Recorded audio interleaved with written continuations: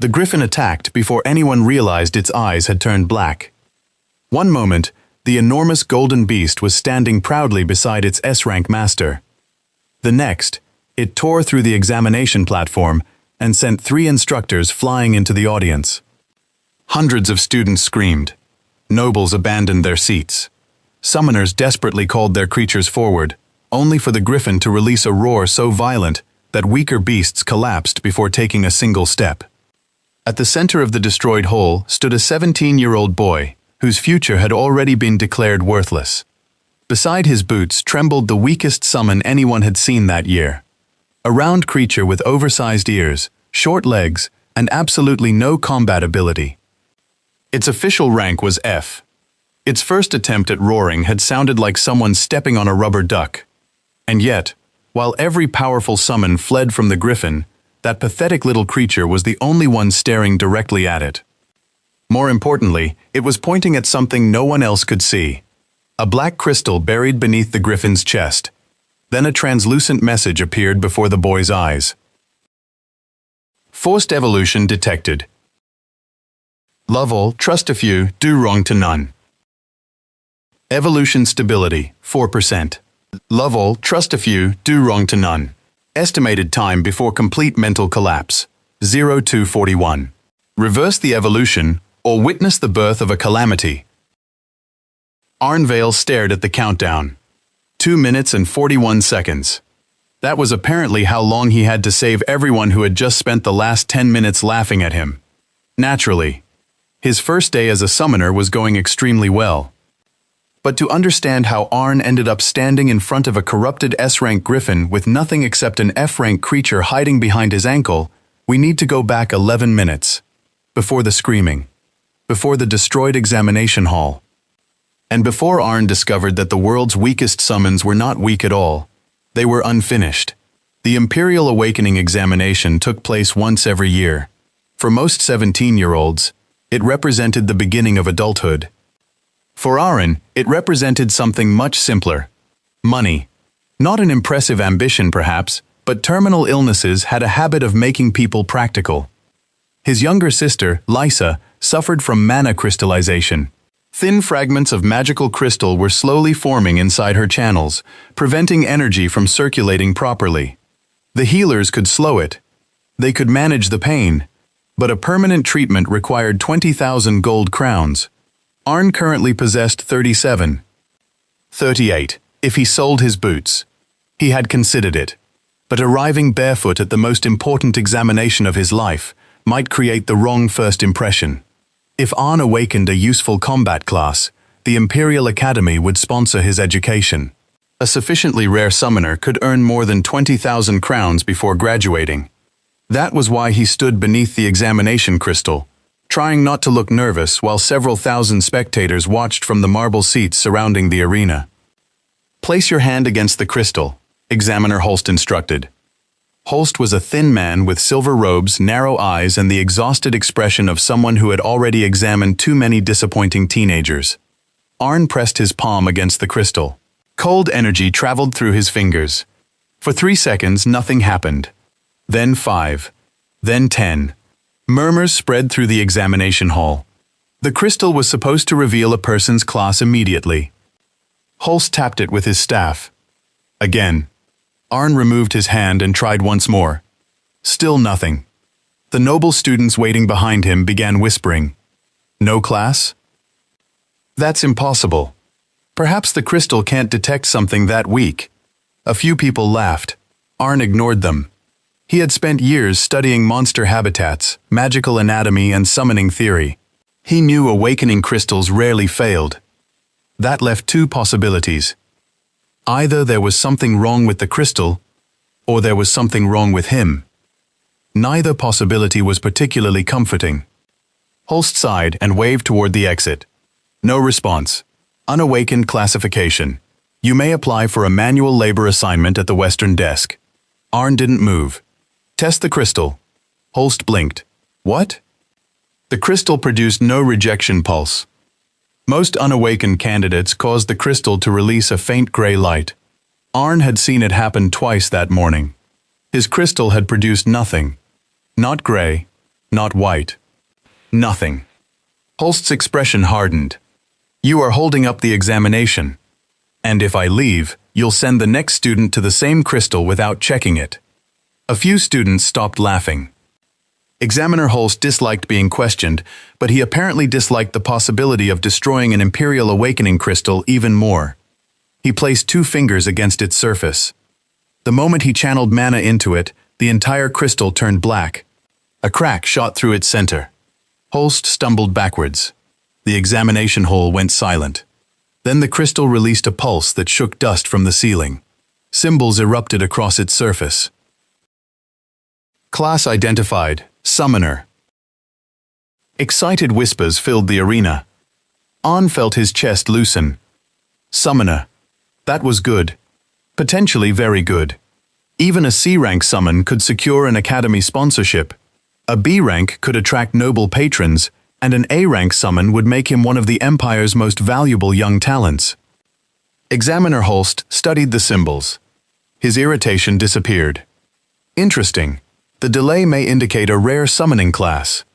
The spectators leaned forward. A second line appeared. Class variation, Unbound Summoner. No one reacted. Arn had studied almost every registered summoning class and had never heard of it. Judging by Holst's expression, neither had he. The senior examiner approached the platform. Director Malus was one of the Empire's foremost summoning scholars. He inspected the damaged crystal and ordered the assistants to bring a second one. Continue the awakening, Malus said. Let us see what he summons. Arn drew a slow breath. This was it. The first summoned creature usually determined the direction of a summoner's entire career. A firewolf could lead to offensive specialization. A stone serpent could unlock defensive abilities. A stormhawk could make its master a highly paid Imperial scout. Arn only needed something useful. It didn't need to be legendary. It didn't need to make the nobles gasp. It only needed to be valuable enough to save Lysa. The second crystal released a column of pale light. A summoning circle appeared beneath Arn's feet. The circle expanded until it covered half the platform. Someone in the audience gasped. That size. It has to be at least A rank. Even Director Malus looked impressed. Wind rushed through the examination hall. The symbols surrounding the circle spun faster. Arn felt something reaching toward him from an enormous distance. Not one presence. Thousands. For a moment, he saw a place beyond the summoning circle. A dead forest beneath a colorless sky. Ruined towers stretching toward broken moons. Creatures stood throughout the ruins, motionless and waiting. Arn saw a thin elven girl chained inside a shattered library. Her clothes were torn, her silver hair had lost its color, and the magical channels along her arms appeared burned beyond repair. An appraisal appeared above her. Nameless elf. Love all, trust a few, do wrong to none. Current rank, F. Condition, mana core shattered. Evolution limit, undefined. Farther away, a small orc struggled to lift a rusted axe. He was thin, bruised, and so malnourished that Arn could count his ribs. He swung at a training post. The axe bounced backwards and struck him in the forehead. The orc collapsed. A moment later, he stood again, grinned through a bleeding mouth, and attacked the post with even greater enthusiasm. Another appraisal appeared. Nameless orc. Love all, trust a few, do wrong to none. Current rank, F. Condition, growth core sealed. Love all, trust a few, do wrong to none. Evolution limit, undefined. Before Arn could understand what he was seeing, thousands of faces turned toward him. Some appeared human. Others resembled beasts, spirits, and species he had never encountered in any textbook. Every one of them carried the same classification. F rank. Every one of them had no defined evolution limit. Then something enormous moved behind the ruins. Chains pulled tight across the colorless sky. A voice entered Arn's mind. Not loudly. It didn't need to be. Choose carefully, unbound master. The connection shattered. Arn fell to one knee as the enormous summoning circle collapsed inward. The watching students covered their faces as light exploded across the platform. Several summoned beasts whimpered. One instructor raised a protective barrier. Something emerged from the center of the light. It was round, brown, approximately the size of a loaf of bread. The creature landed on its face. It remained there for several seconds, rear legs kicking uselessly in the air, before Aaron gently turned it over. Two enormous ears unfolded from beneath its body. It stared up at Aaron with black, confused eyes. The creature sneezed. The summoning light disappeared. Nobody spoke. Aaron looked at the creature. The creature looked at Aaron. Then it crawled onto his boot and attempted to hide behind his leg, despite being completely visible. Examiner Holst was the first to recover. What is that? Aaron honestly had no idea. Director Malus raised an appraisal lens. Symbols appeared above the creature. Species, burrowing. Love all, trust a few, do wrong to none. Rank, F. Combat potential, negligible. Known abilities, root detection, shallow digging. A student laughed. Someone else joined him. Within seconds, the entire noble section erupted. A burrowing? He created a summoning circle that large for a vegetable hunter? My grandmother keeps 3 of those in her garden. Arn crouched beside the creature. The burrowing pressed itself against his hand. Its entire body was trembling. It could hear them laughing. For some reason, that bothered Arn more than losing the sponsorship. Examiner Holst struggled to hide his smile. Your summon must demonstrate its natural ability before the result can be officially recorded. An assistant placed 3 covered boxes on the platform. One contained an iron dagger. Another contained a magical crystal. The third contained a turnip. Burrowlings were supposed to identify the turnip. Arn looked down at the creature. Can you find the vegetable? The burrowling stared at him. Arn pointed toward the boxes. It followed his finger, gathered what little courage it possessed, and marched forward. It sniffed the first box, then the second, then the third. The audience quietened. The creature turned away from all 3. Arn raised an eyebrow. The burrowling waddled toward Examiner Holst instead. It stopped beside the examiner's robes and began scratching at his pocket. The laughter returned even louder. Holst pushed it away with his staff. Control your summon, the creature growled. At least, Arn assumed it was a growl. It sounded more like a squeaking door, but it refused to retreat. Arn noticed its shadow. The burrowling's body was perfectly still. Its shadow was pointing at Holst's pocket. Arn's amusement disappeared. What are you carrying? Holst glared at him. That is none of your concern. The creature jumped and bit the bottom of his robe. Something fell from the hidden pocket. A small black vial struck the platform. Director Malus's expression changed immediately. He picked it up without touching it directly. Contract stimulant.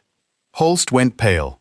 Contract stimulants were illegal substances used to force summoned creatures beyond their natural limits. They increased power temporarily but caused extreme pain, mental instability, and shortened lifespans. The audience stopped laughing. Arn looked at the burrowling. It hadn't failed to locate the turnip. It had found something more dangerous. A translucent window appeared.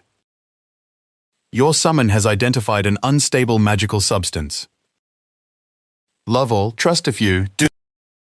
Latent trait discovered. Flaw sense. Flaw sense. Initial stage.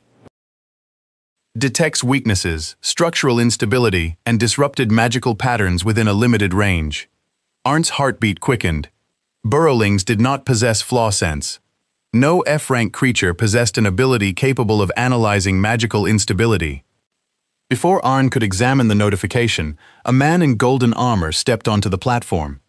Instructor Cassian Rook, an S-rank summoner and celebrated Imperial commander. His golden griffin followed behind him, towering over everyone present. Cassian looked from the illegal stimulant to Examiner Holst. You will explain this to the authorities. Holst dropped to his knees. I can explain, Commander. I'm sure you can. Cassian ordered 2 guards to detain him. The incident should have improved Arn's examination result. Instead, Director Malus studied the appraisal and shook his head. An unusual trait does not change the creature's rank. The Academy's minimum requirement is C. Arn had expected that. It still hurt. What about the special class? Unknown classes require months of investigation. Until its value is proven, we must judge what is in front of us. An F-rank burrowling. No sponsorship. No academy. No treatment for Lysa. Director Malus recorded the result. Unveil. Class, Unbound Summoner. Love all, trust a few, do. Initial summon, F-rank burrowling. Imperial evaluation. Failed. Arn stared at the word. Failed. Behind him, the burrowling lowered its ears. Arn forced himself to breathe. The result changed the plan, not the objective. He would find another way to earn the money. He picked up the little creature. You need a name. Its ears lifted slightly. Arn considered several dignified possibilities. The creature immediately tried to eat a button from his coat. Miko, he decided. Miko stopped chewing and looked up. Let's pretend that means something impressive. It did not. But Miko seemed satisfied. Arn turned toward the exit. That was when Miko's entire body became rigid. Its claws dug into his sleeve. The creature stared over Arn's shoulder at Cassian's golden griffin. The griffin appeared perfectly calm, but Miko's shadow stretched across the floor. It pointed directly beneath the beast's chest. Miko? The little summon began screaming. The griffin's eyes turned black. It slammed one wing into Cassian and launched its own master across the platform. The examination hall exploded into chaos. The beast's claws tore through marble. Its wings released a golden shockwave that shattered the nearest windows and sent students crashing over benches. 3 instructors summoned defensive creatures. The griffin broke through them in seconds. Oryx, Cassian shouted as he struggled to stand. Reject the command. The griffin turned toward him. For 1 second, something inside the creature resisted. Then black veins spread across its golden feathers. Its body began growing. Bones cracked. Talons lengthened. A second pair of wings tore from its back. Arn saw the black vial lying near Director Malus. Then he understood. Holst hadn't brought the contract stimulant for himself. Someone had used the examination to place it inside the griffin. Miko leapt from Arn's arms and raced toward Oryx. Miko! Arn ran after it. This was a catastrophically bad idea. Miko was an F-rank creature whose greatest combat achievement was nearly defeating a coat button. Oryx was an S-rank war griffin, currently transforming into something worse. But Miko wasn't charging blindly. It was following a thin distortion in the air. Flaw sense. Arn focused on the griffin. For the first time, his summoning class responded. Lines of energy appeared across Oryx's body. Most were gold. One was black. It ran from a crystal buried beneath the griffin's chest to an observation balcony at the top of the examination hall. Someone was controlling the transformation remotely. A hooded figure stood behind the balcony railing. Watching. Arn couldn't see the figure's face, but he saw one hand raised in Oryx's direction. This wasn't an accident. It was a test, and Miko had noticed it. The system window appeared. Forced evolution detected. Target Oryx, Imperial Golden Griffin. Natural rank, S. Artificial evolution, Calamity Griffin. Evolution stability, 4%. Mental retention following completion, 0%. A countdown appeared. 0241. Arn examined the energy lines. The control crystal was protected beneath Oryx's chest. Reaching it would require getting past 4 talons, 6 wings, and a beak capable of tearing through enchanted steel. Fighting Oryx was impossible. Removing the crystal might not be.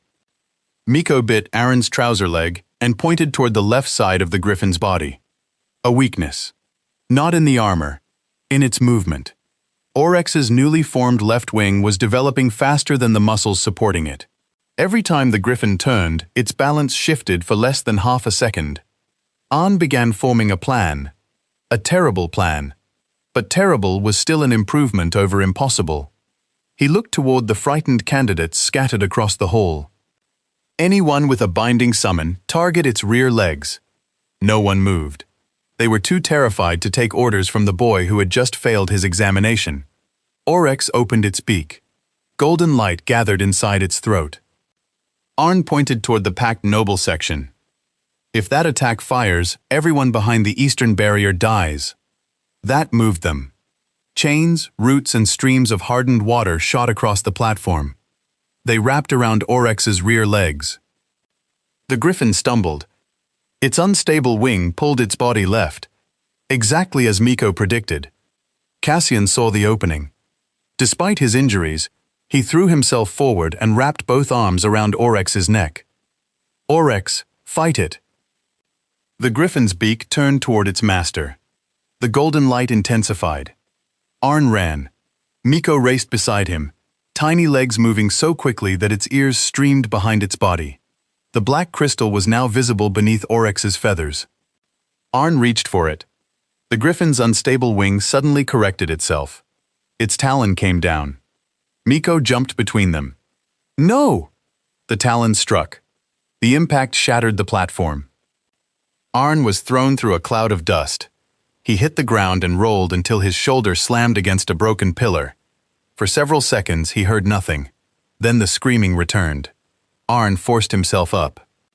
Oryx remained trapped, but only temporarily. Cassian was losing his grip. The controlling figure had disappeared from the balcony. And Miko was nowhere to be seen. Arn looked toward the crater beneath the griffin's talon. Something moved inside it. A tiny paw emerged from beneath the cracked marble. Then another. Miko dragged itself from the crater. Blood ran from its mouth.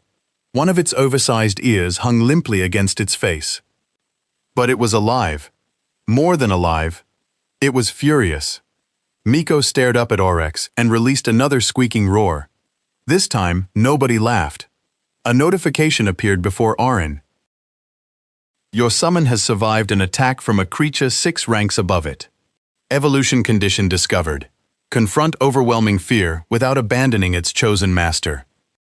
Hidden evolutionary paths available. 1. Arn's breath stopped. An F-rank burrowling was not supposed to possess an evolutionary path. Certainly not one triggered by surviving an S-rank attack. The notification changed. Current evolution limit, undefined. Love all, trust a few, do wrong.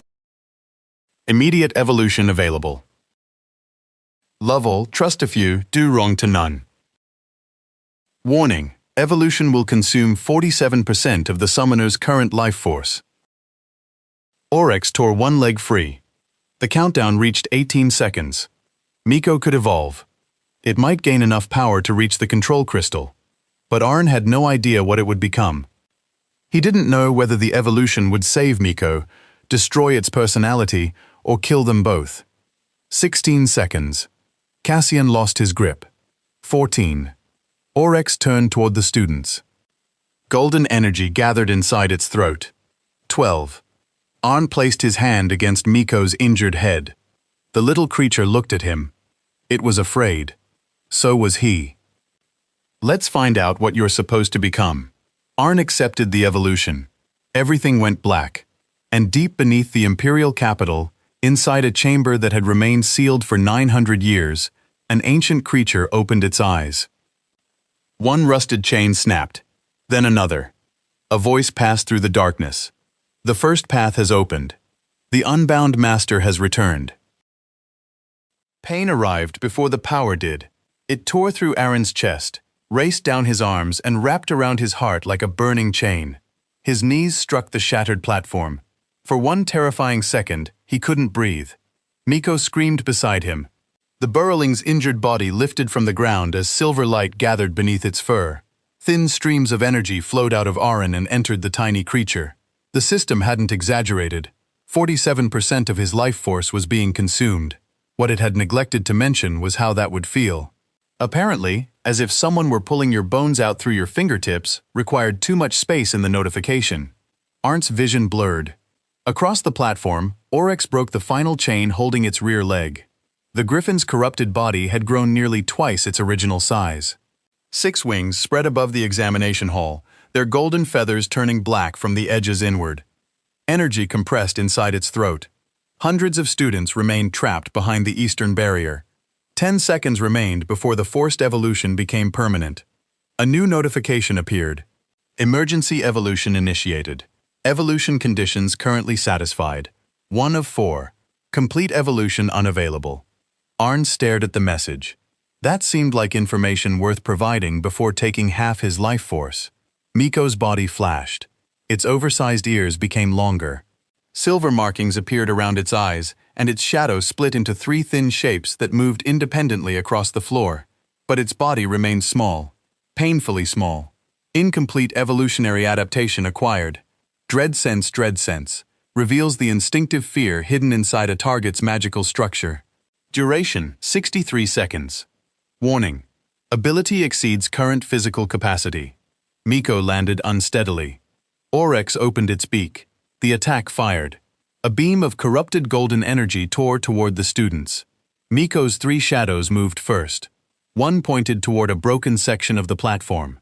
The second pointed toward Oryx's damaged wing.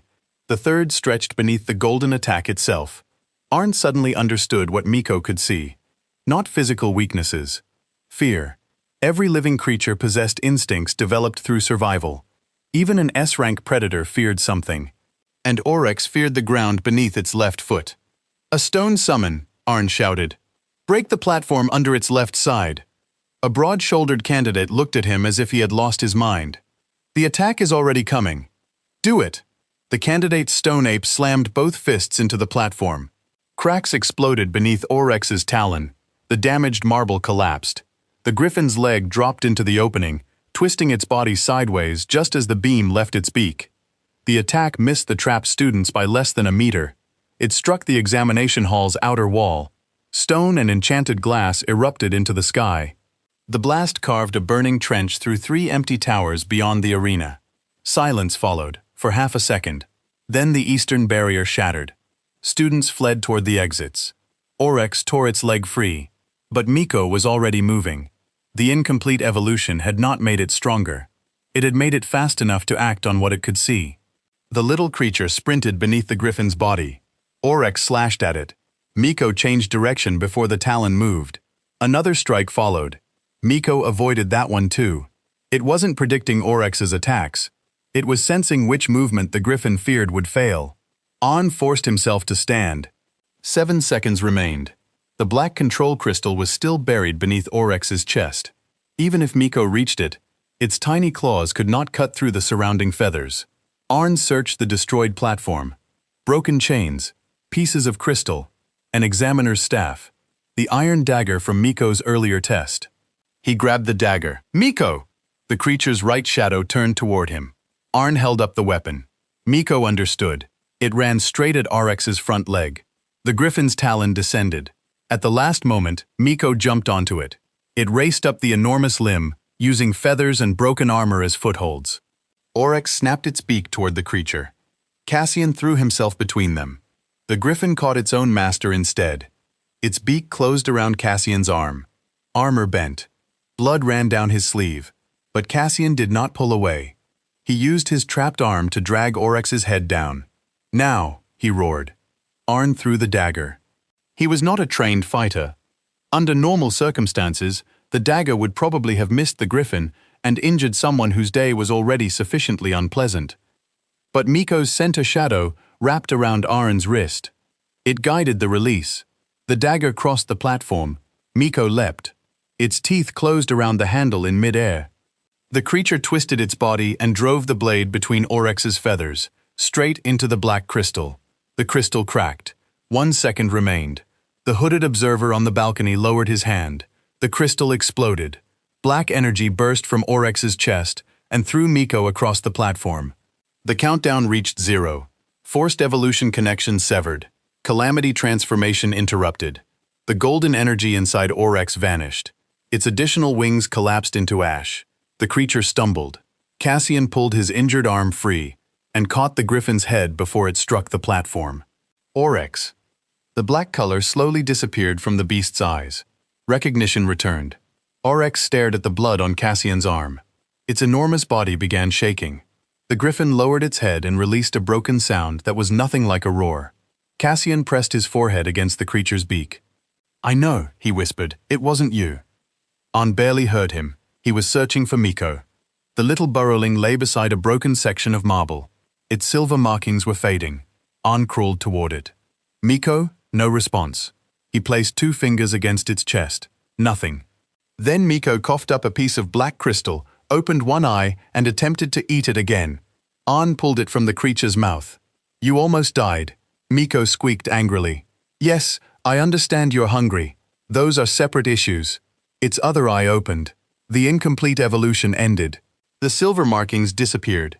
Its shadows returned to normal, and its ears shortened to their original ridiculous size. A final notification appeared. Emergency adaptation concluded. Permanent evolution failed. Insufficient conditions. Dread sense has been sealed. New evolutionary condition discovered. Survive overwhelming fear. Additional conditions remain unknown. Arn exhaled. Miko had not permanently evolved, but they now knew it could. And somewhere inside that tiny body was an ability capable of exposing the fears of an S-rank monster. Someone else had seen it too. Arn looked toward the observation balcony. The hooded figure was gone. Only a thin black symbol remained, burned into the railing. 3 overlapping circles crossed by a vertical line. Arn memorized it. Then the world tilted. He collapsed beside Miko. When Arn regained consciousness, he was lying inside a private recovery chamber. Soft blue light covered the ceiling. His mouth tasted like metal, his left arm felt numb, and something heavy was sitting on his stomach. He opened his eyes. Miko was sleeping on top of him. The burrowling had been wrapped in so many bandages that only its nose and ears remained visible. Arn tried to sit up. Miko's eyes opened instantly. It growled. "You weigh less than my boots." Miko growled again. That wasn't a compliment. The door opened. A gray-haired healer entered, followed by Director Malus and Commander Cassian. Cassian's right arm was secured inside an enchanted brace. Orc was not with him. Arn immediately looked toward Miko. "Is the griffin alive?" Cassian stopped. It was clearly not the question he expected. Orc is alive. The corruption damaged his contract core, but the healers believe he will recover. Will he remember what happened? Yes. That might be worse than forgetting. Orc had been conscious while attacking its master and hundreds of students. Even if no one blamed it, the creature would blame itself. Cassian pulled a chair closer. "You recognized that the transformation was being controlled." Miko recognized it. Cassian looked at the bandaged creature. Miko stared back suspiciously. "How?" Arn hesitated. The system notifications appeared only to him. Revealing everything about the Unbound class to an Imperial commander seemed unwise, especially after someone had just used an Imperial examination to create a calamity. Miko senses instability. That was more than instability. It predicted Orc's movements. Temporarily. How? I don't know. It was technically the truth. Arn understood what Dreadsense did. He did not understand how Miko possessed it, or why an F-rank creature had an undefined evolution limit. Director Malus placed a broken appraisal crystal on the table. "We examined your summon while you were unconscious." Miko's ears flattened. Arn's expression hardened. "You experimented on it?" "We performed a basic appraisal. Nothing invasive." "And?" "The results were contradictory." Malus touched the crystal. Several lines of recorded information appeared above it. Species: burrowing rank. F-age: indeterminable bloodline. No registered match. Natural evolution. None potential evolution. Error. Director Malus dismissed the appraisal. Burrowlings do not evolve. They have existed in the same form for more than 2,000 years. Perhaps the books are wrong. Malus gave him a thin smile. Scholars dislike that possibility. They dislike it more than being wrong? Usually. Arn decided he might like the director. Cassian leaned forward. Someone smuggled an illegal evolution core into Orc's armor before the examination. Holst carried the activation substance, but he claims he was paid to deliver the vial and knew nothing about the intended target. Do you believe him? No. Do you believe he planned it? No. Holst had been frightened when the vial fell from his pocket. Not guilty. Frightened. He had known the substance was illegal, but Arn doubted he had understood the larger plan. What happened to the figure on the balcony? Cassian and Malus exchanged a glance. What figure? Cassian asked. Arn described the hooded observer and the symbol burned into the railing. Malus's face remained neutral. Cassian's did not. You recognize it. Cassian stood. The upper balconies were empty. I saw someone. Exhaustion can create. Miko saw him too. The burrowing lifted its head at the sound of its name. Cassian stared at it. Arn continued. The black energy connecting Oryx to the control crystal led to that balcony. Whoever was there activated the transformation. We examined every balcony, Cassian said. There was no symbol. Arn's unease deepened. Someone had removed it before the examination hall was secured. That meant the attacker either escaped unusually quickly or never truly left. The healer interrupted them. The patient needs rest. Arn looked at Malus. What happens to my examination? The director's expression became uncomfortable. That provided the answer before he spoke. The Academy Council reviewed the incident. And? Your actions saved lives. Commander Cassian has personally recommended you for admission. Arn waited. However, your registered summon remains F rank. Academy law prevents us from admitting a candidate whose primary creature falls below C rank. Arn looked at Cassian. You command an S rank griffin. Yes. Miko saved it. Cassian's jaw tightened. I made that argument. And? The vote was 11 against admission, 2 in favor. Arn wasn't surprised. The Academy taught people how to operate within established systems. Accepting Miko would mean admitting that the system itself might be wrong. What about a reward? Malus placed a leather pouch on the table. 500 gold crowns for assisting Commander Cassian. 500. It was more money than Arn had ever possessed. It was also 1/40th of what Lysa needed. Malus placed a sealed document beside it. You have also been offered a position. Arn opened the document. Frontier Summoner Program. Assigned location. Greyhaven Settlement duration. 1-year monthly compensation. 40 gold crowns duties. Dungeon observation. Creature management and settlement defense. Greyhaven. Arn knew the name. It was a mining settlement beside one of the Empire's least stable dungeons. Monster attacks were common, supply routes were unreliable, and its previous 3 appointed summoners had resigned. One had resigned after losing both legs. The document used the word resigned rather generously. This is where you send failed summoners, Arn said. Malus did not deny it.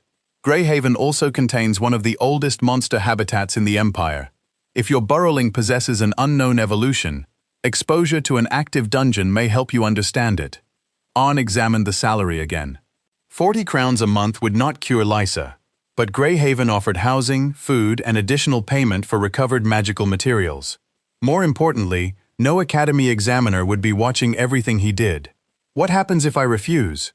You retain your 500 crowns and receive no imperial placement, meaning he would return home as an unlicensed F-rank summoner with no reliable employment. Arn looked at Miko. The burrowing was attempting to chew through its bandages. Greyhaven was dangerous.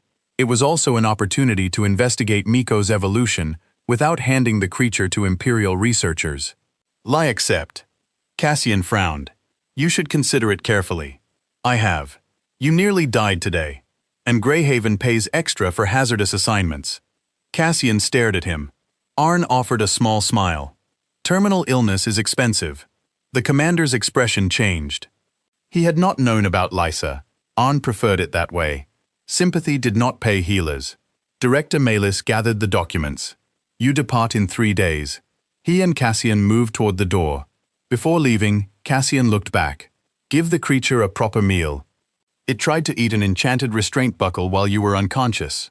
Miko froze with part of its bandage in its mouth. Arn looked down.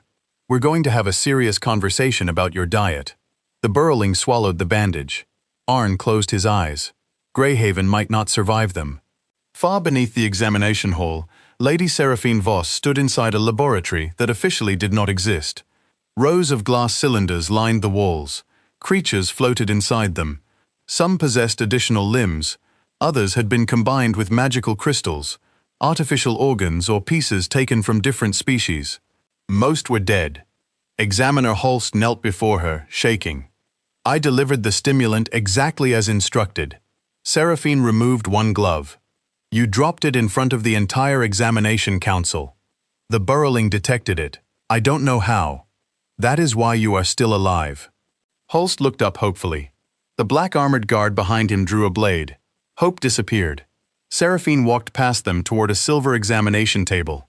A single drop of Miko's blood rested inside a crystal container. She placed her finger against the glass. The blood moved toward her. Not randomly, it reacted to her presence. Symbols illuminated the container. Bloodline identification, unsuccessful. Evolutionary age exceeds registered civilization. Suppression seals detected, 7. For the first time that day, Seraphine smiled. 7 seals. Her assistant swallowed. The strongest ancient creatures recorded had only 5. And yet, in its current form, it is weaker than a household cat. Should we capture it? No. The assistant appeared surprised. Seraphine enlarged a magical map of the Empire. A red light marked Aaron's current location. A second light appeared over Greyhaven. We spent 14 years forcing creatures to evolve, she said. We poisoned them, modified their contracts, and exposed them to concentrated dungeon energy. Her gaze moved toward the dead experiments surrounding them. Everyone eventually lost its mind. She touched the red light representing Aaron. That boy achieved a stable adaptation through trust. Then he possesses what we need. Perhaps. And if he refuses to cooperate? Seraphine looked toward the largest glass cylinder. Something enormous floated inside it, concealed by dark liquid. Only one golden eye was visible. Everyone cooperates eventually. The creature inside the cylinder opened its eye. The entire laboratory trembled. Seraphine looked back at Miko's blood. Send Aaron Vale to Greyhaven. Place observers on every road and replace the settlement commander before he arrives. What are we looking for? The second evolution condition. The assistant bowed. Seraphine turned away. Behind her, Miko's blood struck the wall of its container again. Once, twice. Then 7 ancient symbols appeared in the glass. Seraphine's smile vanished. She could read only the first 3. The first air.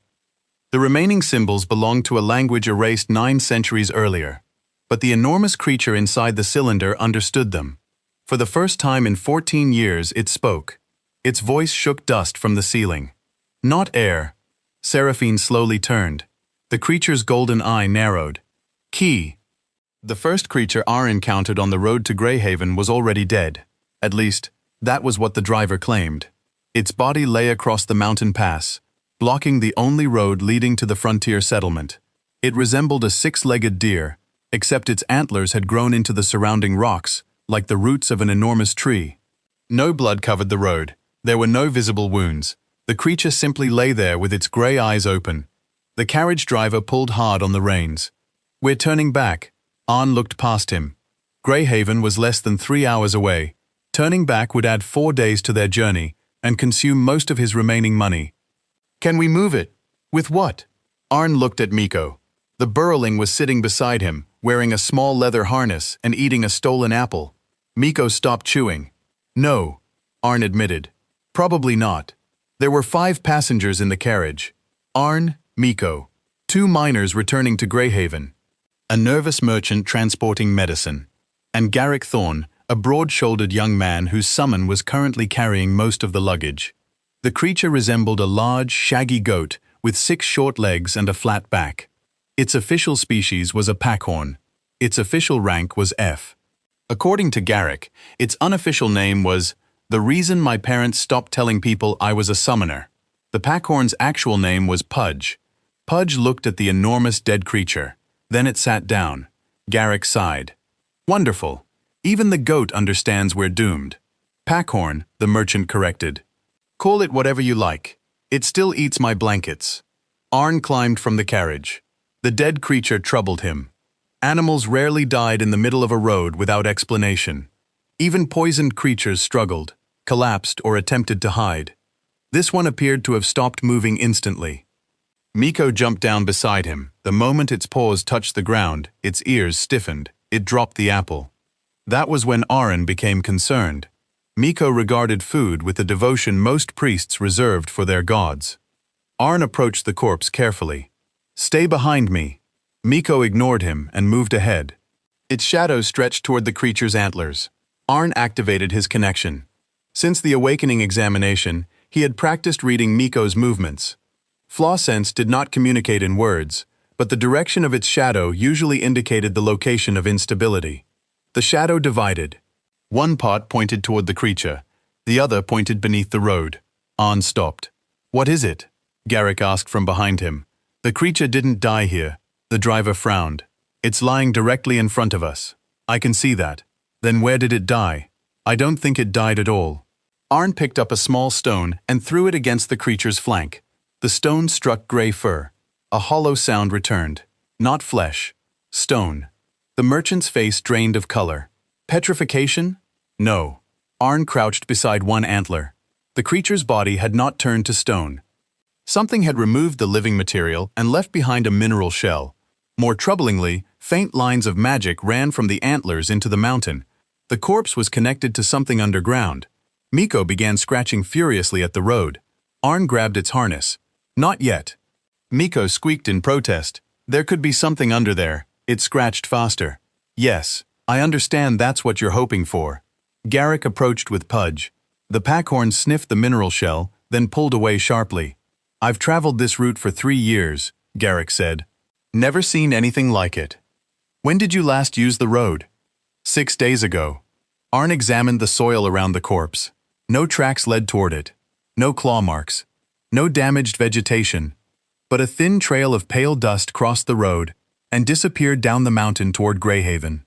Something had dragged the creature underground, emptied its body, and pushed the shell back to the surface. The placement was deliberate. It was blocking the road. A warning? Or a trap? Miko's shadow suddenly snapped toward the tree line. Arn turned. Something moved between the rocks. "Everyone back in the carriage." The driver laughed nervously. "Because your garden rat saw something?" Miko looked offended. The first stone beast emerged before Aaron could answer. It crawled over the ridge on 6 thin limbs. Its body resembled a wolf carved from wet clay, but there was no head. Instead, a circular mouth opened in the center of its chest. A second creature followed, then a third. The miners ran for the carriage. Garrick pulled a short sword from his belt, though his grip suggested it had spent more time cutting meat than fighting monsters. "What rank?" Arn watched the creatures spread across the road. "Unknown." "That's not reassuring." "They're smaller than us." "That's better." "There are 12. "That's worse." The first creature attacked. It launched itself toward the driver. Pudge moved before anyone else. The packhorn rammed the driver aside and took the strike across its back. Stone claws tore through the luggage but barely penetrated Pudge's thick fur. The creature landed, turned, and prepared to attack again. Garrick stared at his summon. "Pudge?" The packhorn lowered its head. Its legs trembled, but it stood between the monsters and the passengers. Arn noticed something. Pudge was not a combat summon. It possessed no offensive skills and moved slowly. But its broad back, low center of gravity, and 6-legged stance made it extremely difficult to knock over. "Garrick, can Pudge carry everyone?" "Not while those things are eating us." "That wasn't my question." Garrick looked from Aaron to the passengers. "Probably. Load the merchant and driver onto it. Have Pudge move toward the ridge." "And what will you do?" Arn watched Miko's shadow. "Find out what the creatures are afraid of." The stone beasts attacked together. Arn threw himself aside as one struck the carriage. Wood exploded. Miko disappeared beneath the wreckage. Arn's heart stopped. Then a small brown head emerged through the opposite side, still holding the apple it had abandoned. "Priorities," Arn muttered. Miko squeaked and pointed. All 12 shadows converged beneath the largest creature. Arn focused. The beasts were not separate. Thin magical threads connected them beneath the soil. Destroying individual bodies would accomplish nothing, because they were being controlled by one hidden core. "The road!" Arn shouted. "They're connected beneath the road." One of the miners carried a heavy iron hammer. Arn pointed toward the pale dust line. "Strike there." The miner swung. The hammer cracked the stone. A sound like glass breaking traveled beneath their feet. Every monster froze. Miko raced forward and began digging. Its paws moved surprisingly quickly when treasure, or potential food, was involved. The surface collapsed, revealing a fist-sized white crystal surrounded by root-like veins. The creatures turned toward Miko. All 12 charged. Arn reached the crystal first. He drove Garrick's dropped sword into it. Nothing happened. The blade could not penetrate its surface. A notification appeared. Unknown evolutionary material detected. Structural flaw identified. Mana cannot circulate without organic matter. Arn looked at the hollow creature blocking the road. Organic matter had been removed from its body. Not destroyed, transferred. He grabbed Miko's abandoned apple and crushed it against the crystal. Juice seeped into the thin cracks. The crystal pulsed. For a moment, it softened. Arn drove the sword down again. The blade split it in two. All 12 stone beasts collapsed. Silence returned to the pass. Garrick stared at the broken crystal. You defeated them with an apple. It was a very determined apple. Miko inspected the pieces. Arn caught it before it could swallow one. No. Miko struggled. This is the same discussion we had about corrupted evolution crystals. It opened its mouth innocently. You're still chewing the first one, aren't you? Miko stopped moving. Arn sighed. They cleared enough of the mineral shell to move the carriage around it. Before leaving, Arn collected one piece of the fossilized organ and wrapped it carefully. A system message appeared. Miko has encountered fossilized evolutionary material. Potential adaptation condition discovered. Consume a creature that no longer exists. Arn read it twice. The condition made little sense, unless the dead creature had belonged to an extinct species. He looked toward the pale dust trail descending to Greyhaven. Whatever had killed it had come from the settlement's direction. And it had left more than a warning. It had left Miko an invitation. Greyhaven appeared shortly before sunset. Calling it a settlement was generous. Calling it Grey was accurate. A wooden wall surrounded several dozen stone buildings pressed against the side of a mountain. Smoke climbed from crooked chimneys. The watchtowers leaned outward, and half the northern wall had been repaired using pieces of abandoned mining equipment. Beyond the village stood the entrance to the Greyhaven dungeon. It resembled an enormous crack running vertically through the mountain. Iron gates covered the opening. 3 layers of magical barriers shimmered between the bars. One barrier was already failing. Arn could see it flickering from the road. Miko could too. Its shadow pointed toward the dungeon before they reached the gate. 2 guards inspected their documents. The older guard looked at Arn's assignment papers. Imperial Summoner? Frontier Summoner Program. The guard's expression changed from respect to pity. Ah. Arn was beginning to dislike that sound. The guard looked at Miko. That your contracted beast? Yes. What does it do? Finds structural and magical weaknesses. The guard stared at the burrowing. Miko was attempting to climb into the merchant's medicine crate. Useful. He did not sound convinced. The second guard examined Garrick's papers. Back again? Garrick spread his arms. Did you miss me? No. Good. I'd hate to feel responsible for your disappointment. They entered Greyhaven. The settlement was busier than Arn expected. Miners pushed carts filled with low-grade crystals. Children carried water between buildings. Merchants argued over supply prices while injured laborers waited outside a small healing station. But something felt wrong. Almost no summoned creatures were visible. In a settlement containing dozens of registered summoners, Arn saw only a limping fire lizard warming a forge, 2 exhausted packhorns pulling ore, a blind cave bird sitting outside the mine, a thin water spirit cleaning blood from bandages. All were F or E rank. All appeared overworked. Garrick noticed Arn watching. Greyhaven is where the Empire sends summoners who don't qualify for academies or military service. What happens to them? They work. For how long? Garrick's humor disappeared. Usually until their summons can't. Pudge walked beside him, still carrying the injured merchant. Arn saw several old scars beneath the packhorn's fur. You've been assigned here before. 3 years. Why did you leave? I didn't. I transport supplies between Greyhaven and the nearest city. That road is regularly attacked. Which is why everyone else charges 3 times as much. Garrick scratched Pudge behind one horn. Failed summoners still need to eat. The settlement commander met Arn outside the administrative hall.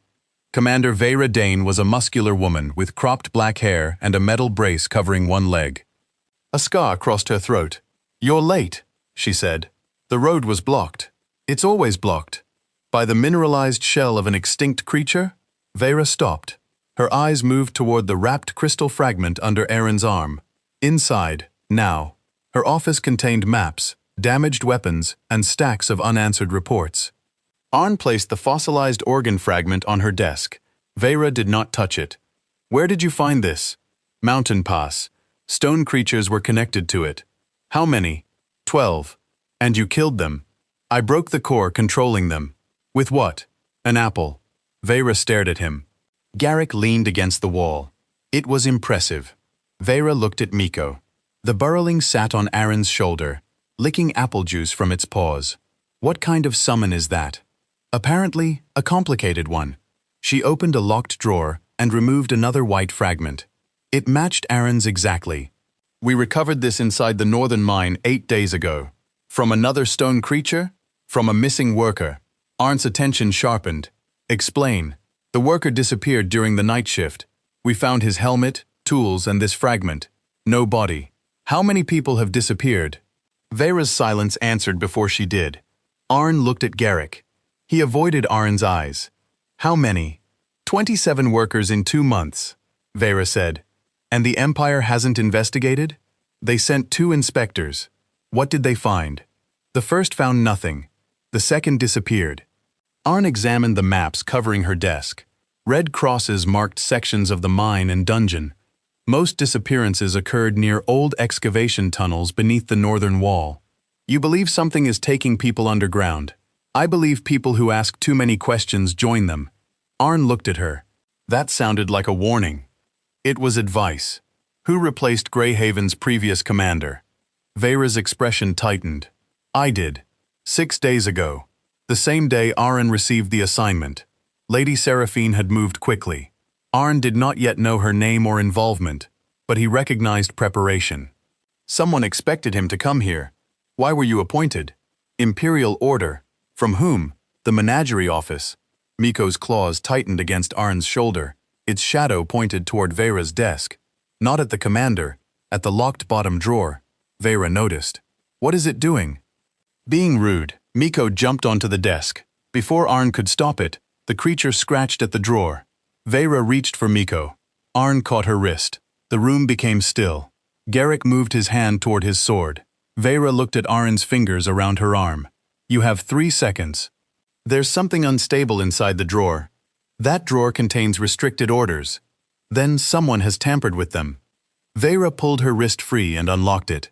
Inside lay several sealed documents. One carried the Imperial crest. Miko ignored it. It dug beneath the papers and pulled out a small black disc.